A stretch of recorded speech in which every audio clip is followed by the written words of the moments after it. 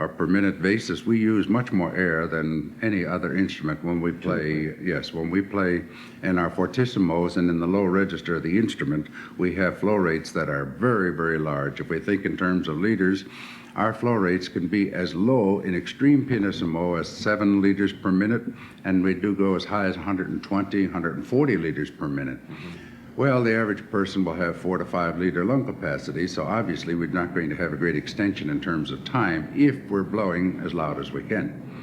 I do try to help people find the natural limitation. In other words, take as much air and use it comfortably, but to work with nature and find out what we can do. A tall person usually will have a little more lung volume than a short person.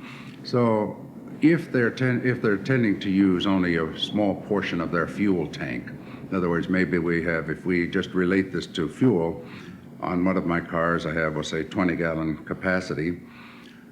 If I were to fill it halfway and run to empty, I would be simulating what some of my students will do with their lung capacity.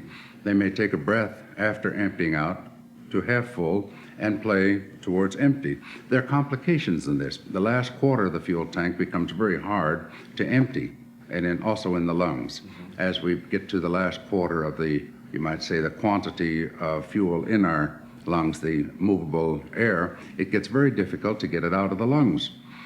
And increasingly so, closer you get towards empty. It's a complicated subject, and I don't want to complicate it for the audience in any way. But if we were to have 3/4 of a tank of fuel and play down to 1/4, in other words, still use a half a tank, but locate it a little more towards full, we avoid the complications near the end of the breath.